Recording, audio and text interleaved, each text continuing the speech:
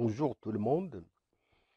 Aujourd'hui, nous allons voir une activité de lecture à propos de l'œuvre Antigone de Jean Anouilh. Donc, avant l'étude du prologue aujourd'hui, on va faire un rappel. Antigone, c'est une tragédie moderne, c'est une pièce de théâtre écrite par Jean Anouilh, 1910-1987. Elle a été écrite en 1942 et jouée avec un très grand succès en 1944. Le prologue, appelé la scène d'exposition, c'est l'introduction de l'œuvre. Si c'était un roman, on appelle ça l'incipit. Et donc, c'est le texte de l'ouverture. On va voir quel est son rôle dans cette étude de texte pour la séance d'aujourd'hui. Bon, maintenant, la première phrase du prologue, voilà, ces personnages vont vous jouer l'histoire d'Antigone. Et donc Antigone ici, c'est la pièce de théâtre.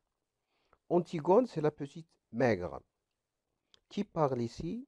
C'est le prologue. Et donc prologue, je viens de dire que c'est le texte d'ouverture, mais le personnage aussi, c'est-à-dire le comédien, l'acteur, est aussi appelé prologue, par métonymie bien sûr.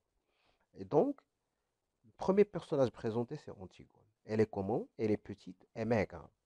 Elle est aussi physiquement noiraude.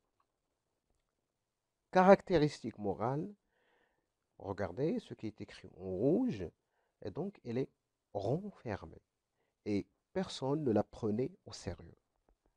C'est une fille désobéissante. Je cite, elle se dresse seule en face du monde. Elle se dresse seule en face du monde. Fin de citation. Le prologue ne présente pas seulement les personnages, mais aussi le cadre spatio-temporel. Donc ici, le temps, regardez avec moi ce qui est écrit en bas, mourir ce soir. Et donc ce soir, c'est le temps dans lequel se passe l'action. Les deux personnages suivants présentés par le prologue sont Ismène et Aimon. Ismène, comme vous le voyez, la blonde, la belle, l'heureuse Ismène. Aimon, c'est le fils de Créon. Il est en même temps le fiancé d'Antigone. Donc vous l'avez déjà vu dans l'étude des personnages, avant d'aborder le prologue, Créon, c'est l'oncle d'Antigone et d'Ismène. Et leur oncle, c'est-à-dire le frère de Jocaste, qui est la femme d'Œdipe. DoncŒdipe s'est marié avec sa mère qui est Jocaste, et le frère de Jocaste, c'est Créon. C'est le roi. Créon, c'est le roi de Thèbes. Et donc, Ismène et Antigone sont euh, les nièces de Créon et Aimon, c'est le cousin et le fiancé d'Antigone. Ismène a le goût de la danse, des jeux, son goût du bonheur et de la réussite, et elle est sensuelle. Ce sont les caractéristiques que peut aimer Aimon chez Ismène. Sauf que la réalité est autre, c'est qu'il a choisi Antigone, qui est tout à fait le contraire de sa sœur, Antigone qui est désobéissante, qui est maigre, qui est noiraude, qui n'est pas aussi belle que sa sœur. Il l'a choisie pour qu'elle devienne sa femme. Et dans le texte, vous allez trouver que personne ne savait pourquoi Aimon, le jeune homme Aimon, a fait ce choix.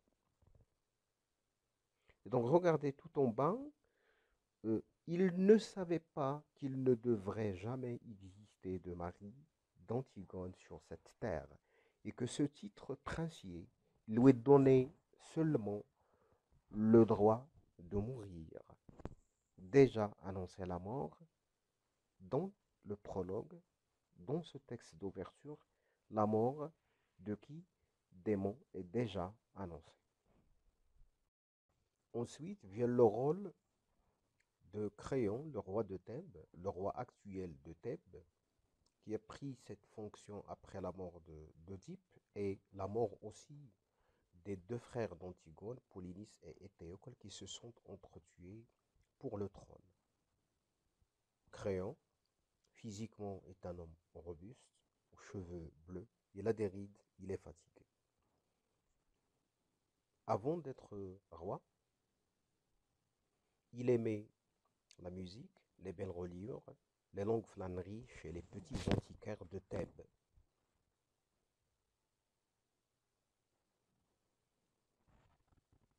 Et puis, sa femme, Eurydice, une vieille dame qui tricote pendant toute la pièce.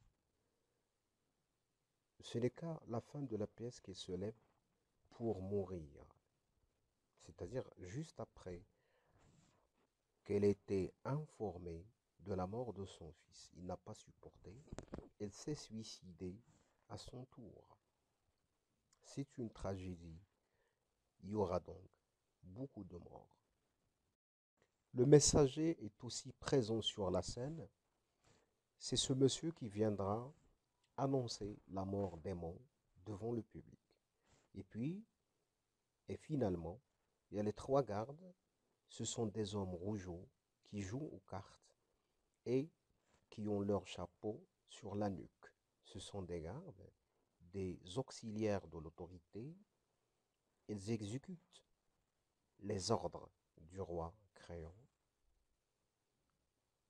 Ils sentaient l'ail, le cuir et le vin rouge. Et puis, ils sont dépourvus de toute imagination. Comme je l'ai déjà dit, le prologue n'est pas là pour présenter seulement les personnages, il est là pour que nous puissions se faire une idée sur l'action en elle-même. Donc, tout commence après la mort d'Oedipe. Éthéocle et Polynice, les deux frères d'Antigone, se sont entretués pour le trône, c'est-à-dire qui va devenir roi de Thèbes. Les deux sont morts.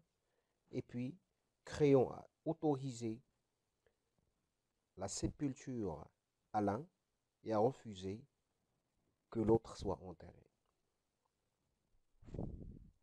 Antigone n'était pas d'accord. Elle va défier la loi de Créon. Sauf que, il y a un verdict. Toute personne qui osera rendre les devoirs funèbres à Polynice sera impitoyablement punie de mort. Donc c'est généralement ce que nous dit le prologue avant même que les scènes commencent. La situation du passage. C'est l'extrait inaugural, nous l'avons déjà dit, de la pièce. C'est le prologue, c'est la scène d'exposition. Son rôle, c'est quoi? C'est de présenter les différents personnages de la pièce, mais ce n'est pas tout. Présenter aussi les relations qui existent entre eux et les tâches qu'elles effectuent ainsi que leurs actions futures.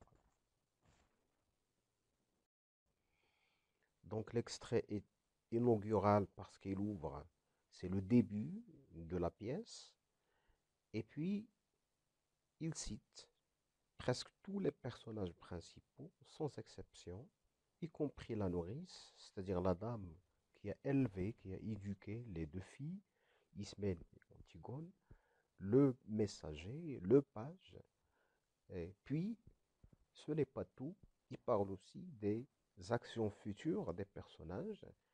Le futur de ces personnages est généralement la mort, puisque c'est une tragédie moderne.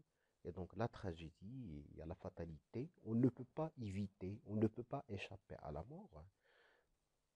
Antigone, l'héroïne, mourra à la fin, même si son acte, c'est-à-dire elle était courageuse, elle a osé transgresser la loi, elle n'a pas peur. Et puis, Aimant son fiancé, celui qu'il aimait tant, se suicide lui aussi. Sa mère, qui n'a pas supporté, s'est suicidée. Et donc, c'est ça. C'est déjà annoncé dans le prologue. Toutes les morts sont déjà annoncées. Ce qui reste dans la pièce, c'est poursuivre les dialogues à la manière avec laquelle les personnages menaient les dialogues entre eux.